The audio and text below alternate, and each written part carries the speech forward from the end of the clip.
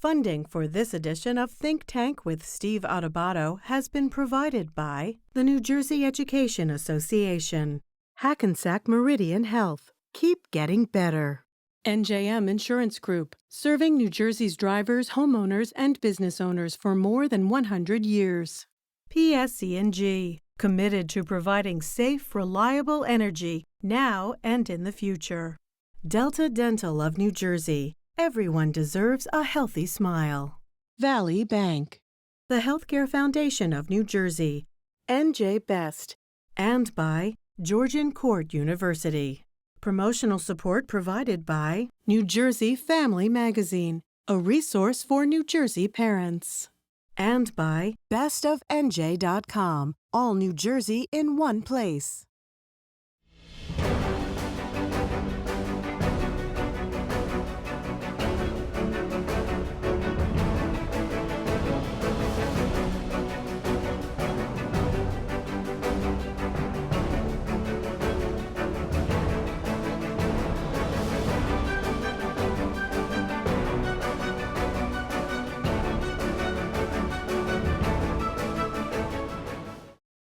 Hi, I'm Steve Adubato.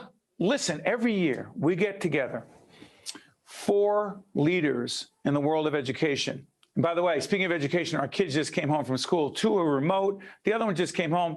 We're taping from our home. There's noise going on. All of our educators can relate to that, I know. And here is the A-team of educators and education support professionals. First, Kimberly Scott-Hayden is the 2021 National Education Association Education Support Professional. That's ESP of the year, also an inventory control clerk at East Orange Public Schools, and just informed us, I thought she had 3 grandchildren. She said she has 7. 7, is that correct? Yes, sir. Yeah, I'm gonna see if you can name all of them real quick later, okay? Okay. We're doing that. And also, Pallitto, I'm not sure if he has any grandchildren, but he's a 5th and 6th grade teacher at Jordan Road School and a 2020-2021 Atlantic County Teacher of the Year. Alicia Vilas is a 5th and 6th grade teacher at the Dr. Maya Angelou Elementary School. Where is that, by the way? Jersey City. Beautiful Jersey City. Mm-hmm. And the 2020-2021 Hudson County Teacher of the Year. Mr. Nicholas Ferroni is an 18-year veteran who now says he's actually a 1-year, first-year veteran because it's a whole new world in education. Teacher at Union High School. I want to thank you all for joining us. You honor us by your presence. Thank you. Thank you. Let me try this. Nick, 18 years. Why did you say it feels like the first year? Because, again, I always joke around that as educators, we can adapt to every situation. We're so resilient. But as a veteran teacher, everything we learned, all the skill sets we have, we kind of had to adapt on the fly and literally overnight to do. And again, like I feel like this year is my first year because I'm learning as I go. Again, no one knows what hybrid is. It was an introduction this year, yet we are somehow making it work. But I constantly apologize to my students on a regular basis because, again, it's a learning process. Last year and this year have been a very enlightening experience for myself and educational. By the way, our daughter, who was in the 5th grade, a couple days in, we're in the Montclair School District, a couple days in and several days remote because Wednesday's a cleaning day. Who's actually in the classroom right now? Nick, are you in the classroom? Yes, I'm doing hybrid. Phil, you in the classroom? Yeah. I'm sorry I interrupted you. Go ahead. Nick, again, what is it?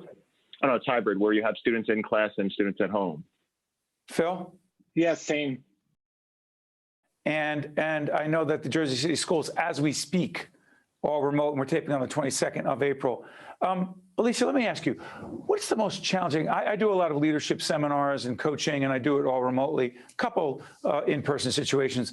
But my obsession is with engaging participants. These are adults who signed up for a leadership seminar. I'm thinking of a 5th and 6th grader. What are the keys to, quote, engaging students remotely? Well, I have to do a great job planning. I feel like I'm constantly planning and thinking of engaging activities, interesting, fun. They love breakout rooms, interacting with each other, engaging, as if they were in the classroom where we would turn and talk to each other. So I think if I can include as much interaction as possible. It will make my job easier, their job easier, enjoyable. They will do better. But it's just trying to think of fun activities because they get bored easily. So thinking of fun games, incorporating games and videos and interactions with each other. By the way, real quick, I want to make sure that everyone's on video when I'm coaching or teaching or doing a seminar. Can you see every one of your students? There's a few students that I do not see, but I highly recommend that they all show me their face, and they do. I'm pretty lucky in that case. Most of the students do turn on the camera when I request it. But if a student is having a hard time and there's other things going on at home, I understand. Yeah. But yes. Yeah, there's all kinds of things going on at home. We need to be more empathetic and sensitive to those situations. Kimberly, let me ask you, by the way, can you do it? Can you name the 7 grandchildren? Sure. You thought I was joking. No, it wasn't. I have Samaya, Sanaja, Kayan, Kazir, Keandre, Kamari, and Kalijah. That's impressive. And the Yes. other thing, I want to make sure, Kimberly, you get a chance to explain to folks, you're not in the classroom teaching, but you're making a big difference in the schools. Describe what an ESP as an education support professional. ESPs are essential school professionals. My role in my district as an inventory control clerk / assistant to security service, I will speak from a point of during the pandemic, where when it first happened, first of all, security staff in our district, we are required to monitor our fire and burglary system 24 hours a day, 7 days a week. So those individuals who work in central office never had a break throughout this pandemic. They were never home with their families because their position required them to be inside of the building performing such duties. So as an assistant to the department, it was my responsibility to assist the director with making sure that we could put together a schedule to make sure that we were able to carry on such services. I returned in person into my building in July of this past July and had to be in my building 5 days a week. And I have been ever since that time up until the time when I donated a kidney to my husband. So I've been working frontline, assisting with various different essential school professionals, making sure that we were providing the adequate service that children needed during this pandemic.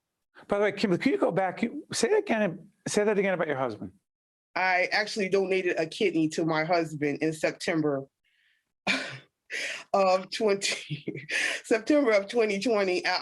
Donated a kidney to him. He was diagnosed with stage 5 kidney failure, and we were looking for a donor. We were on the list, and he the first thing they tell you was to try to find a sibling. So we were going to go with his younger sister, but she had her own underlying conditions that she had to deal with. So knowing what dialysis looked like, my dad was on dialysis before he left this earth, so I knew the outcomes, the different things that you experience by being on dialysis. So I said to my husband, you know what, I'm gonna get tested and let's see. So lo and behold, I was a match. And now the joke around people is that we are a match.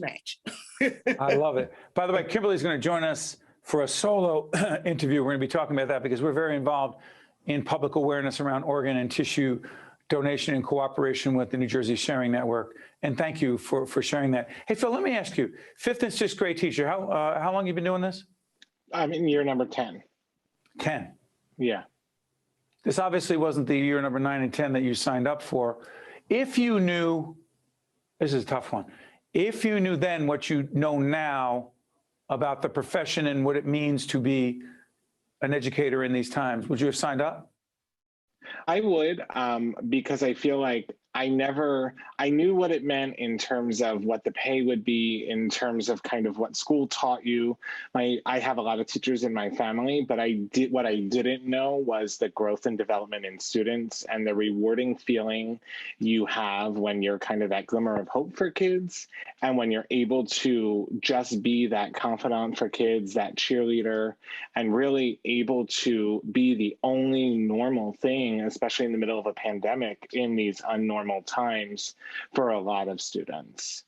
But Phil, you talk a lot about the emotional needs of your students, and you're there for them. And art is connected to that as well? Yeah, so really my pedagogical belief is that we really have to look at three separate things: social emotional learning, arts integration, and culturally responsive teaching.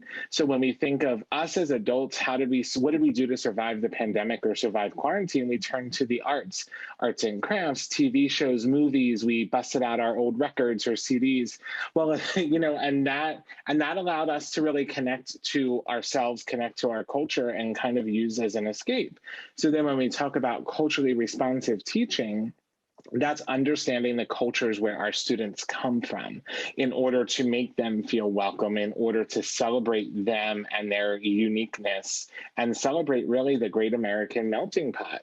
And then when we talk about, social emotional learning, it's really, they have academic needs, but they also have social emotional needs. They also have, and just again, like us as adults, I know there's times I needed to get those social emotional needs for myself. So then when we start to kind of combine them all, what's the biggest celebration of a culture? A student's art. When we start art, right? So music, dance, performance, when we start to look at how can students express themselves, express their emotions, express their mastery or understanding of a skill or concept, they can use their arts. How can I, as an upper middle class white man from New Jersey, relate to an 11-year-old child who has lived in 4 different countries and doesn't speak much English? Well, I can connect with them through their art, through their music. Nick, I'm going to come back to you because your colleague Phil talks about social emotional learning. That's a big theme for you as well. Before we're up against this break, I'm going to come back to Alicia also because I want to talk a little bit about STEM, if we could. But please, if you could, Nick, social emotional learning and its connection also to social media, which is an area you're heavily focused in. Well, first of all, I just want to go back, and I think Kimberly's my new hero. I mean, hearing her story, I mean, she takes selfless to a whole new level. But I mean, as an educator, and again, it goes back to anybody. You could think about any educator you have had. And the first thing you think about is how you felt in their presence. And, I had a supportive family. I came up in the Italian household, had a supportive family, and I still need that affirmation from educators. When it comes to social emotional learning, I would not want to grow up today. These kids are dealing with so much on so many different levels. They're exposed to so much. Yet at the same time, they're so inspirational because when I was in high school, I wasn't staging protests or looking to be socially active or things like that. It's one of those things where during the pandemic, it exposed a lot of social emotional issues that our kids are dealing with. And again, like Philip said, even educators. I'm hanging by a thread certain days because this is so impersonal. And I know all these other educators can relate. It's being in the classroom, being in the presence of our students is what we want. It's why we do it. At the same time, this is so tough on so many people. Real quick, before we go to the break, Alicia, let me ask you. I mean, we appreciate Nick's candor, the end of his rope, hanging on by a thread. I said end of rope. You didn't say that. I want to apologize for that. As good as all of you are, do you sometimes, Alicia, feel like, I don't know if I can do this? Oh, I do have many days like that, where I sometimes just feel like crying. I'm trying so many different ways, and it makes me sad sometimes to hear about the experiences of some of my students. They're like my children. Are they? Yes, and I teach. Is it that personal for you? Yes, and the children that I have, I taught last year as well. So I know how they were in the classroom. And there are children that I taught in 2nd grade, part of 3rd, 4th, and 5th grade. So when they're going through tough times at home and have to deal with some very difficult issues, it breaks my heart. And I'm thinking of fun ways, at least to make it fun for them while they're in school and through a computer. I can't hug them and see them, but it's tough. And I do feel like crying at times. And I don't, not in front of the children, but I have so many days, which it's overwhelming. I have to spend a lot of time on the computer finding fun activities for them, planning, and just making it fun. I just want to make it fun for them. Kimberly, I'm going to come back to you after this break because I know it's personal for you as well, because you care very deeply. And it's not just about being recognized by the National Education Association. By the way, the NJEA is a big supporter, the New Jersey Education Association, a big supporter of public broadcasting in our state. I just want to get that out there. Kimberly, I'm coming back to you right after this break. Stay with us. Excellence in education. Stay with us. To watch more Think Tank with Steve Adubato, find us online and follow us on social media. Welcome back, folks. 4 educators who are really making a difference. By the way, Nick may have to leave us because as we're taping, he's got a meeting coming up in about 8 or 9 minutes. Zoom, every day, all the time. Kimberly, let me ask you, we were talking before about caring deeply on a personal level. It's personal, isn't it? Very personal for me. Because? Because I come from a family of educators. My mom was a 40-year classroom teacher. My dad worked in public education. Actually, he was a maintenance worker just like I am, working as a painter in the school district for well over 20 years. I work in the district where I graduated high school. I have, like I said, 7 wonderful grandchildren who all attend public schools. My daughter was actually in Union High School, and Mr. Ferroni was her teacher in Union High School because I live in Union. So education is, I know, small world. Education is entrenched in my blood. Giving back to people is entrenched in who I am. Coming from a family of service. My sister works for the state of New Jersey as a tax investigator. So public servant, public education, all these things are personal to me. I'm currently taking care of, as the guardian of 3 of my grandchildren, 2 who are in public school here in Union, 1 who is thriving and doing exceptionally well with this whole virtual world, and I have 1 who has a 504 who is actually struggling. So and the I 504, think I'm sorry for interrupting, the 504 is a designation for a child that needs some help. Exactly. Absolutely. So we're trying to put together all these pieces to make sure that we don't let him fall by the wayside during this whole virtual platform. So it's very personal to me every day because I have to watch him to make sure that he's getting what he needs, A, from the district, A, from me at home as his guardian, and the support systems that he needs are in place to make sure that he excels and thrives in his educational journey. So all of this is important to me to see that students thrive, because at the end of the day, like I always say to my administrators, none of us will have a job if it wasn't for students. Absolutely. Hey, Nick, let me ask you something. As you listen to Kimberly, very impassioned and committed professional, or passionate professional who makes a difference every day as an ESP. There are some folks watching right now who say, hey, you know what? Why couldn't teachers have been there from day one? Just be in the classroom. I want my kids, we want our kids in the classroom. All of them, all the time. Yeah. But it's more complicated. What do you say to those folks right now who are saying, just from day one, or then at some point after, just be in the classroom? Why is it more complicated than that? Because we care about our students and their families as if they're our own, and we don't see them as expendable. We care more about your kids and your family than we do the economy. We don't want to take that risk unless we could do it safely. It's not political to us. It's all about safety and putting our students first. And I will say this, and I'm sure obviously other educators will agree. In person is so much easier than virtual. I've worked more overtime and unpaid hours planning, prepping, creating lessons virtually than I ever have before. If we were selfish, we would want to be back in the classroom without anything. At the same time, I don't want to risk my students and their families. Because again, it's our family. Let's do this. Learning loss, though. I mean, we're talking about how challenging it is for educators and for teachers and for parents, right? All of us with kids in public schools. But let me ask you this. Learning loss. Can you put that in perspective, Nick? Go ahead, Nick. Learning loss is a myth. Students are resilient. They're learning to adapt. Everybody's learning to adapt. They're learning skill sets that will be able to utilize in other forms. We're doing creative activities. They're going to come. My whole belief with learning loss is it's a term which makes the situation look bad, because if it was true, students would forget everything they learned over the summer, the previous school year. They don't. They retain the information. So you don't buy it. You don't buy the learning loss thing. I think students are adapting and they're resilient and they're learning different skills. At the same time, saying learning loss that's fabrication. Alicia, give me learning loss. Go ahead. Yeah, I agree as well that I think it is a fabrication, and I do not think it's as much as what the media and the public make it out to seem. They learn so much. They might not be learning the exact things that I would have if I was in the building, but what they have learned to do with technology and what they have learned to create is amazing. There are things that the younger kids, kids that are in kindergarten, first grade, and the videos that they are creating on their own using Flipgrid.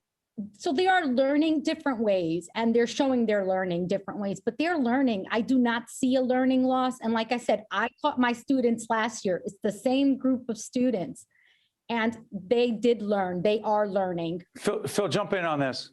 Well, I would agree and echo with what Nick and Alicia said. You know, I believe we're preparing students for jobs that don't even exist yet. So we as educators, especially, you know, in the elementary and middle schools, we don't know what their future jobs are going to entail. I mean, did Steve Jobs learn how to invent and build an iPod or an iPad? No. So the skill set that they're learning is a lot different, but a lot more meaningful. And it's learning out of survival, learning by necessity, not having their teacher over their head and kind of not, you know, not being able to meet with me for an extra 40 minutes of extra help and kind of navigating that world on their own. Good, Nick, go. By the way, tell me why you're still optimistic. Listen, I would rather have our kids in school all the time. But hybrid is what it is, or in a situation like Jersey City, it's not that. It is what it is. We have to make the best. Go ahead, Nick. Virtual teaching has taught me, I think, it's how irreplaceable teachers are, because now the accountability is so much more on the students, where we can't give them those pep talks. We can't pull them aside. We can't have those meetings. And I empathize with parents. I know how tough it is, because now we are co-teachers in this, because now there's a dual responsibility that we've never had. We want your child to do well just like you do. And again, we're not against each other. We both want to see the success of your children. I just want to thank you for giving us this platform, and thank you to the other educators. You guys inspire me. And please, Kimberly, thank you so much. Thank you so much. Thank you, Nick. Bye-bye, guys. Thanks, Nick. We'll let Nick go. Kimberly, let me come back. You were talking about being a grandparent and parents. What is the message you have for all the parents watching right now, many of whom they're hanging on by a thread, they're frustrated, they have this responsibility, and not to be a co-teacher, it's not because it's not equal, but there are a lot of times I'm exhausted and our daughter, like, I need to read and we need to go through things and I don't understand math and, you know. Right, exactly. Okay, I see Alicia want to jump back in, but go ahead. What's our responsibility, Kimberly? Our responsibility is always to be the co-educator that Nick talked about, right? So the teacher is providing the lesson plan. We are supposed to be the backup resource or help to the teacher, right? To make sure that our children receive adequate education. So if a child is not growing and learning, it is our responsibility as the parent to provide the resources that are needed. So if the school is not doing it, it's up to us to make sure that they have what they need. Parents are frustrated, right? They want children in classroom. People have to work, so on and so forth. I have many members who are telling me today that I can't afford to go to work the days that we are in school hybrid because I need to care for my own child. So I get it. I mean, this is a never-ending process at this current time, but this is where we are, right? And I tell people all the time that while we are going through the test, we go through the test to get to the testimony. So at the end of this, the struggle is real. It's very different. We've never seen it before. We're all in this together. And guess what? We'll be a lot better for it, a lot stronger for it, and our kids will be better afterwards. Hey, Kimberly, you should write a book because a lot of people are going to read it. You're very motivational. You're very motivational. I saw you, Alicia, shaking your head. Go. We got about a minute and a half left. We always had to work together. When we Parents were and in educators and education support professionals. Go ahead. Yes, we always had to work together. But I always said it's like a triangle where we have the student, the educators, and the parents and guardians. But this proves the importance of, if we all work together, we can see all children succeed at the level that they're at. So this just proves all along what we've been saying, that if we work together, we can create wonderful things. Alicia, you're hopeful? Yes, I am. I'm optimistic? I'm optimistic. I try to be. I try to always think of the positive and the good things that are coming out of this situation. You miss your kids. I do miss them a lot. I'm trying to do an Oprah and make you cry. Oh, no, I'm going to hold it back. No, but I do miss them, and I know I will see them soon. To Alicia, to Phil, to Kimberly, and to Nick, who had to run off to another Zoom meeting, I just can't thank you enough. And by the way, Kimberly's actually talking about, she had other things going on. See, we're multitasking even while we're on the air on Public Broadcasting Live. Kimberly, you thought I missed that? No, I'm actually talking to my daughter. She just came in from work, and I'm like, no, I'm live. How dare you parent while you're on PBS? It never stops. It never stops, Steve. Thank you so much. Listen, you honor all of us by the work you do every day, whether in class or remote or a hybrid. We thank you on behalf of our children and our families, all of us. Thanks so much. Thank you. Thank you. Thank you. Thank you for having us. Congratulations. Thank you. Those are 3 of the 4 extraordinary educators that are with us. You know, and Nick had to go, but I thank you so much for joining us. Make sure you catch us next time. Thanks. Think Tank with Steve Adubato has been a production of the Caucus Educational Corporation.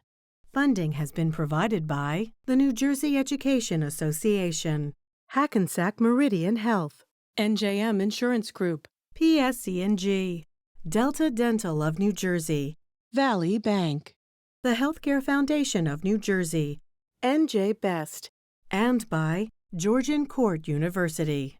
Promotional support provided by New Jersey Family Magazine and by bestofnj.com. Hello, this is Dr. Joseph Underwood, emergency medicine physician at Hackensack Meridian Health. Health emergencies don't stop because of the COVID-19 pandemic, so if you're experiencing heart attack symptoms like chest pain or stroke symptoms including balance or vision problems, please call 911 immediately. To learn more about how Hackensack Meridian Health is providing you the best health care during this pandemic, visit hackensackmeridianhealth.org/getcarenow.